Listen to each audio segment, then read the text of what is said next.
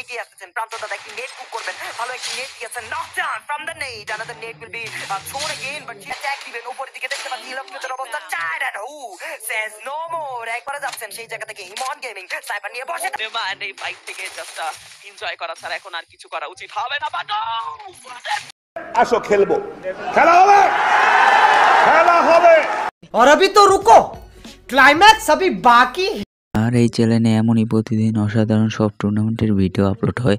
যদি ভিডিওটা ভালো লাগে লাইক এন্ড সাবস্ক্রাইব করে রাখেন। পজিশন ডাউন #11+10 and Electro এবার ট্রাই করছেন নিজেদের এই কে সেটি তো প্রশংসনীয়, কারণ যেভাবে তিনি পারফর্ম করছেন তার স্নাইপিং স্কিলস গুলো এতটা সুন্দর, এন্ড অন্যান্য রিসেন্ট টাইমে স্নাইপার প্লেয়ারদের থেকে সেখান থেকে তার স্নাইপিং স্কিলসটা খুবই অসাধারণ। বাট আপাতত এটা কিন্তু একটা বলতে গেলে সারপ্রাইজিং থিং যে কে এসে, আমি নিজেও জানি না কে এসে, বাট সেই দিক থেকে জানতে হবে, কারণ সময় বলে দিবে এফএডব্লিউএস এর আগে বা কোয়ালিফিকেশন এফএডব্লিউএস এর হওয়ার আগে সেখানে আমরা জেনে যাবো ইলেকট্রের ফুল রোস্টার, কারণ আমরা অলরেডি জবরিকালদের নিউ রোস্টার কিন্তু জেনে নিয়েছি, যেমন ইরা আছে, এখানে নিয়ামজা থাকছে, ফ্রিক থাকছে, পাশাপাশি মেকো থাকছে, 4 জন, এন্ড আরো একজন এক্সট্রা প্লেয়ার আসবে, সেটিও কনফার্ম হয়ে যাবে খুব সোন আমাদের মাঝখানে। বাট আপাতত বিডি টপ 1 তারাও কিন্তু ফুললি রেডি হচ্ছেন সামনে দিকে। আমি শুনেছিলাম যে রাত ভাই ওয়াইটি টিমের আলিফ সেখান থেকে মোবাইলে স্নাইপিং শিখছেন, they will be also trying to qualify for FFWS শুনলাম, বাট কতটুক সেখান থেকে ভালোভাবে ফিরে আসতে পারবেন সেটা হচ্ছে বিষয়, কারণ স্ট্রংগেস্ট প্লেয়ারসরা থাকবে সেখানে, কোয়ালিফাই করা তো ইজি হবে না, সো সেই জায়গায় ভালো একটা ট্যাকটিক্স এন্ড এভরিথিং কিন্তু মেইনটেইন করতে হবে বিডি টপ 1 কে। এটা লিম নিয়ে এবারে এগিয়ে যাচ্ছেন এক্সট্রিম এক্সের সামনে, দ্য মোস্ট ভ্যালুয়েবল টিম আজকের দিনের লবি, তাদের উপরেই কিন্তু অ্যাটাক করবে, সামনে দিকে যাবে, শুভ প্রেসারে পড়ে যাবে, দুই সাইড থেকে অ্যাটাক আসবে ভালো, বাট না, প্রান্ত গৌরব দেওয়ার জন্য এগিয়ে আসতেছেন। প্রান্তদাদা একটি নেট কুক করবেন, ভালো একটি নেট দিয়েছেন, knockdown from the net, another net will be thrown again, but she need a কুলো কিল আসবে কিনা? yes obviously আমাদের রাত বাই ওয়াইটিরা পুরো হরদমে পুরো এক্সট্রিম এক্সকে খুশিয়ে ফেলবে, and they will be wiping out extreme ex in a কেন এবার চাইবেন এই মুহূর্তে একটা রণক্ষেত্রে যুক্ত হতে, বাট যুক্ত হয়েছেন ইটস রাইড স্পোর্ট ভার্সেস ইটসকে টিম বাংলাদেশ মুখোমুখি ফাইটে খুব দ্রুত যুক্ত হয়ে যাবেন। একেবারে দু প্রান্তে রয়েছেন তারা, এটি কম্পাউন্ডকে ঘেরাও করে চলছে দুটি টিমই, এবং খুব দ্রুত আর এইচকে এগিয়ে যেতে পারে, এবং একই সাথে সাথে দুটো টিমের সাথে ফাইটে জড়িয়েছে। রেড হক লং ডিস্টেন্স থেকে আনসু বাইটি প্যারাডক্সকে ডাউন দিয়েছেন, এবং একই সাথে সাথে আরো কিছু টিম ফাইটে জড়িয়েছে, যেমন টিম ইলেকট্রোর কথা বলতে চাইবো। রাত ভাই ওয়াইটিদের উপর প্রেশার নতুন ভাবে একেবারে টপ পজিশন থেকে একটা ভালো পজিশন যেমন আছে ইলেকট্রোর কাছে, সেরকম অ্যাগ্রেশনটাও যেন অন্যভাবেই দেখাচ্ছেন, অন্য ধাঁচেই দেখাচ্ছেন। এই মুহূর্তে দুটো প্লেয়ার শুভ এবং তার সাথে টিকে থাকা সেই সাপোর্টিভ প্লেয়ার গুলো ট্রাই করছেন, ইমন গেমিং ট্রাই করছেন এই মোমেন্টামটাকে ক্যাচ করে রাখা, রিফাতের উপর প্রেশার, বাট এই মুহূর্তে শুভ তিনি যেন একাই একটা বাঘের মুখে চলে গিয়েছিল। But right now Emon and শুভর হাত ধরে বেশ বাজে ভাবে দুটো প্লেয়ার লুজ করতে হবে হয়তো ইলেকট্রোর, বাট আনসু বাইটিকে গুডবাই জানাতে চাইবো।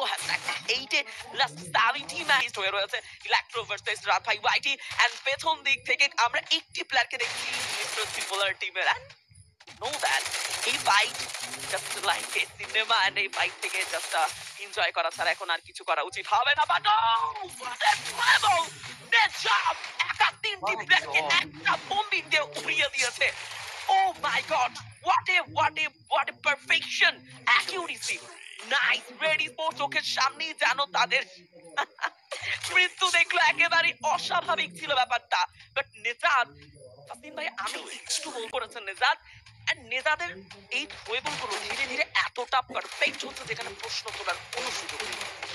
অবশ্যই সেখানে কোনো সুযোগ নেই, এন্ড আবার ট্রাই করবেন সোলো প্লেয়ার হিসেবে, 15 এলিমিনেশন আছে, তো সেই যে হবে একটা এলিমিনেট হবে, ইমনের উপর প্রেসার, আর সামনের দিক থেকে ভালো একটা অ্যাটাক আসছে ড্যাডি গেমিং দের উপরে, আর এসকে ব্লেড ঢুকবেন কিনা, একটা স্কাইলার দরকার, বাট ফ্লিকার নেই সেখানে।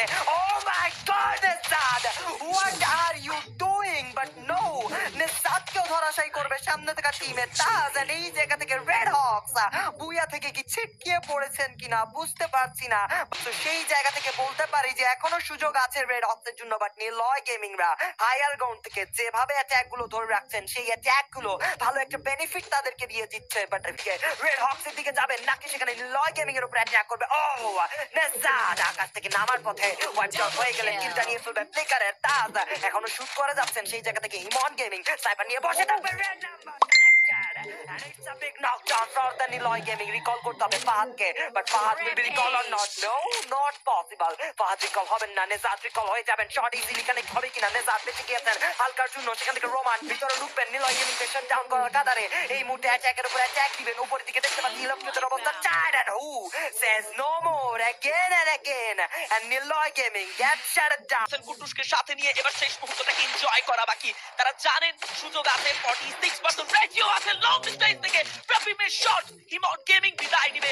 পজিশন ক্যাচ করে রেখেছেন, তারা নিচে নামতে চায় না, তারা জানে নিচে নামলেই বিপত্তি। অলরেডি প্লেন বুঝতে পেরেছেন, রফিম নেমেছেন নিচে। দুটো প্লেয়ার চেষ্টা করছেন, রোমানো নাথের এবং একই সাথে সাথে দুজন দুপাশ থেকে প্রেসার তৈরি করতে চায়। রেড হক অলরেডি নিজেদের কম্পাউন্ডে আটকে রেখেছে। একটা থ্রোবল, একটা চার্জ, একটা গ্রেনেড, একের পর এক শট। আর একবার ছাপিয়ে বড় ব্রেক এনিবার কাকে দুজন প্লেয়ারের চেষ্টা এবং কম্পাউন্ডের মধ্যে প্রবেশ করা, but no more time. And team Milagro is the big booyah from the side of team মিলাগ্রো।